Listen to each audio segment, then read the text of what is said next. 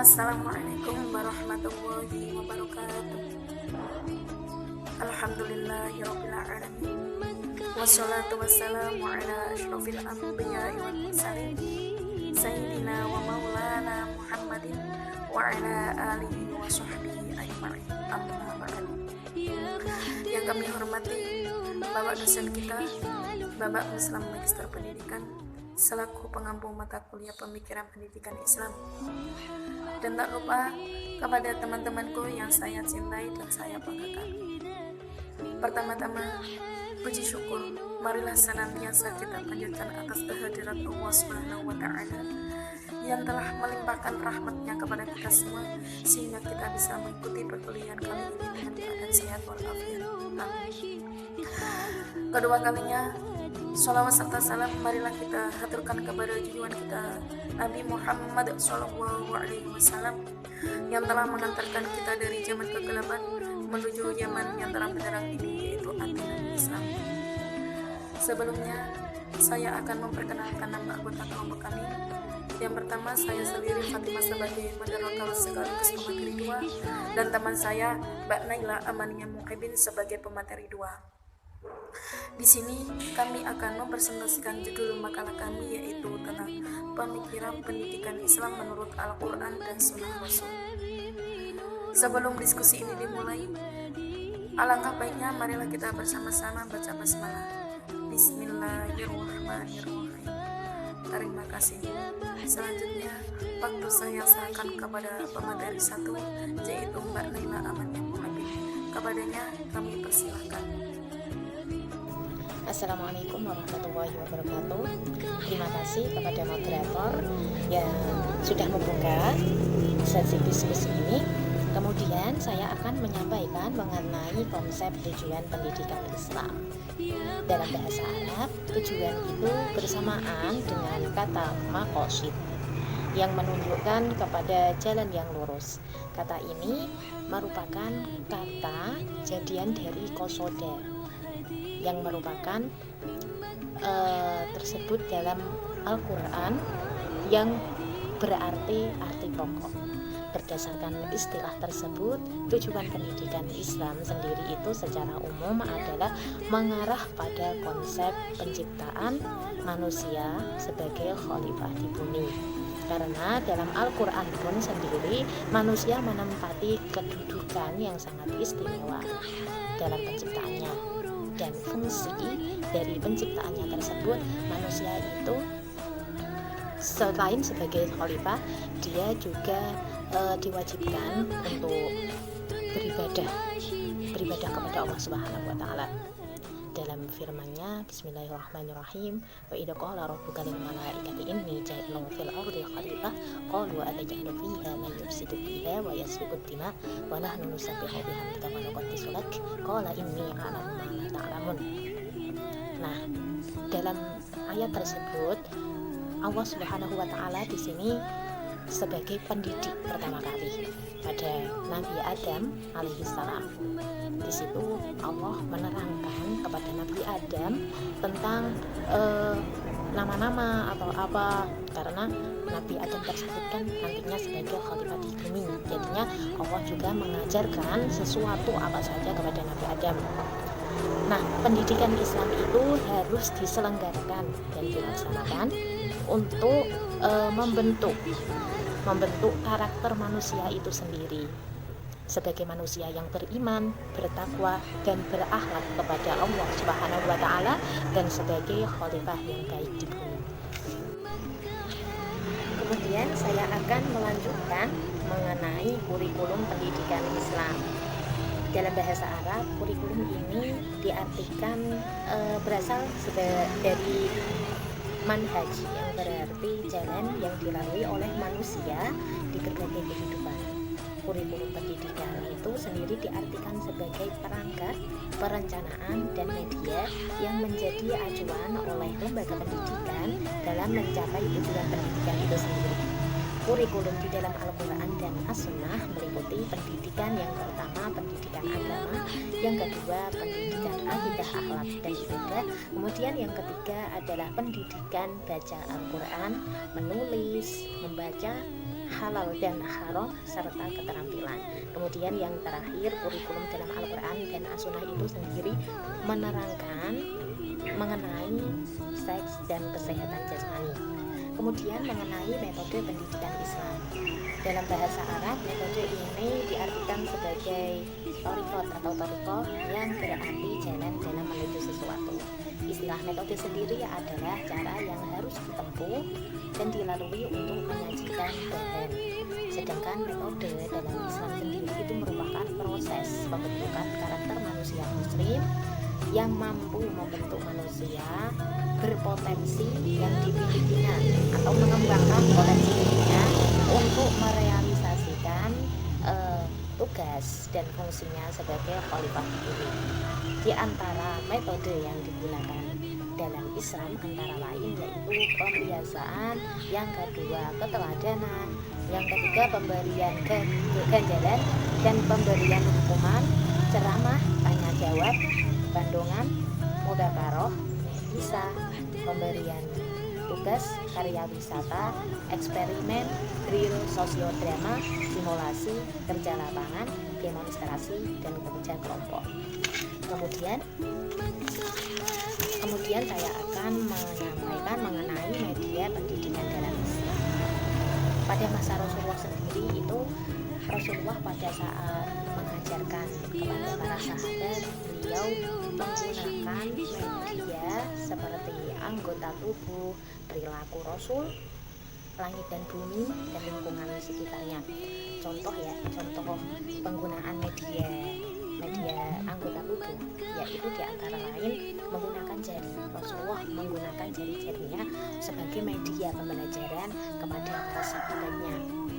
Bahkan dalam hadis itu ada cara menggunakan media jari itu, kalau contohnya ya, ana wa kabunul yatimi fil jannati hakada wa asyara bisajadati wal usta wa faraja bainahuma. Artinya kelak dalam surga atau dalam di akhirat nanti, Rasulullah bersama orang yang memelihara, ya istilahnya memelihara anak yatim, kelak di akhirat, di jannah, di surga itu nanti Rasulullah dan orang tersebut itu saling berdekatan seperti jari telunjuk dan jari tengah. Jadi mereka berdua nanti sangat dekat. Jadi ini merupakan pembelajaran berharga, sangat berharga ya nanti itu. Kemudian seiring berjalannya waktu, berkembangnya zaman, media pembelajaran itu sendiri mengalami perkembangan yang sangat pesat. Di antaranya adalah mengenai alat peraga. Alat peraga ini dibagi menjadi dua, yaitu 2 dimensi, 3 dimensi, dan peraga yang diproyeksikan. Nah, alat peraga 2 dimensi atau 3 dimensi sendiri itu meliputi diantaranya mengenai gambar, poster, globe, gambar timbul, dan lain-lain. Kemudian yang kedua adalah alat peraga yang diproyeksikan. Ini berhubungan dengan proyektor. Jadi di dalamnya nanti ada slide, ada gambar juga, ada bisa video, ada PPT, dan lain-lain. Nah, berdasarkan sifatnya, media itu juga dibagi menjadi dua, yaitu media benda dan media bukan benda. Media benda sendiri itu meliputi media tulis. Media tulis sendiri itu meliputi Al-Quran, hadis, dan kitab-kitab lainnya. Kemudian media alam di sini meliputi hewan, tumbuhan, dan lingkungan sekitar. Kemudian yang ketiga adalah media gambar yang dirancang. Yang keempat yaitu media yang diproyeksikan, mengenai proyektor tadi yang sudah saya sebutkan. Kemudian media audio recording, di sini berhubungan dengan suara seperti radio dan TV. Kemudian yang kedua adalah media bukan benda. Dari sini media bukan benda meliputi keteladanan. Keteladanan di sini meliputi cara-cara atau suri teladan, contoh-contoh yang langsung bisa ditiru. Kemudian yang kedua adalah media perintah atau larangan, seperti halnya contoh-contohnya perintah mengerjakan sesuatu. Yang larangan itu ya jangan mendekati sesuatu atau apa. Di dalam Al-Quran kan juga ada banyak itu. Kemudian yang ketiga adalah ganjaran atau hukuman.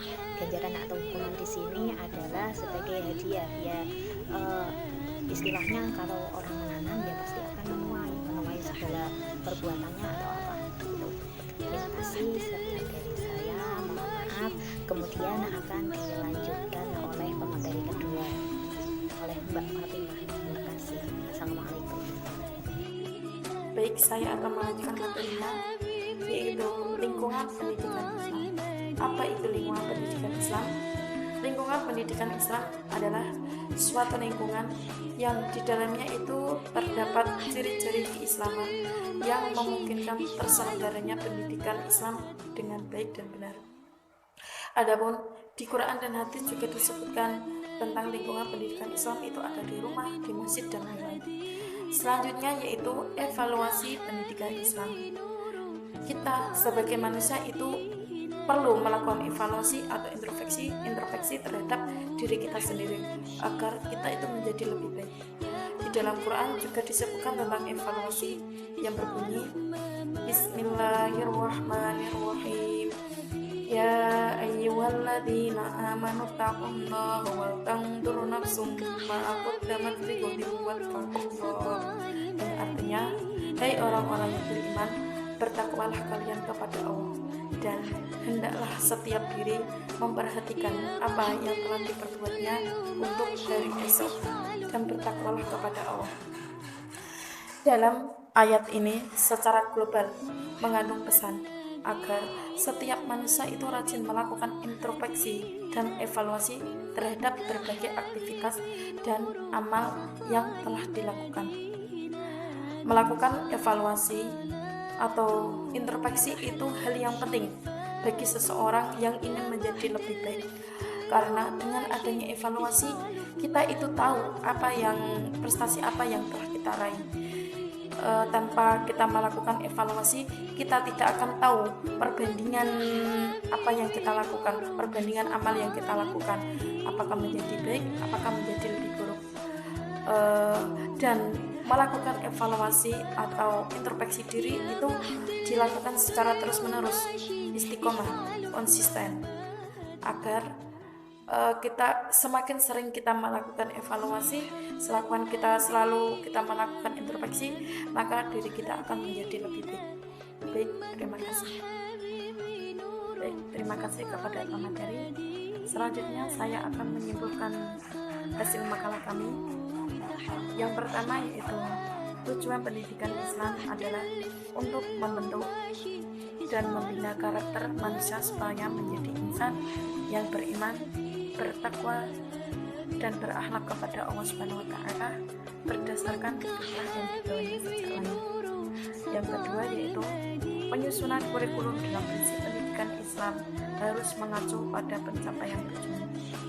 Yang ketiga yaitu beberapa metode Islam yang biasanya digunakan di berbagai lembaga pendidikan adalah: yang pertama, pembiasaan, terus keteladanan, pemberian ganjaran, pemberian hukuman, ceramah, tanya jawab, diskusi, sorogan, bandongan, mudzakarah, kisah, pemberian tugas, karya wisata, eksperimen, latihan, sosiodrama, simulasi kerja lapangan, demonstrasi, dan kerja kelompok. Selanjutnya, media pembelajaran atau pembelajaran dewasa ini tidak terlepas dari media yang sudah diterapkan oleh Rasulullah, yaitu benda yang bisa diamati. Yang kelima yaitu lingkungan pendidikan Islam, yaitu suatu lingkungan yang di dalamnya terdapat ciri-ciri keislaman yang memungkinkan terselenggaranya pendidikan Islam dengan baik. Yang keenam, melakukan evaluasi dan introspeksi merupakan dua hal yang sama penting bagi setiap orang yang ingin maju dan lebih baik, sebab manusia tidak akan pernah dapat mengetahui prestasi yang diraihnya. Terima kasih, itu presentasi dari kelompok kami. Mohon maaf apabila ada tutur kata yang salah baik disengaja maupun tidak disengaja. Akhirul kalam, wassalamualaikum warahmatullahi wabarakatuh.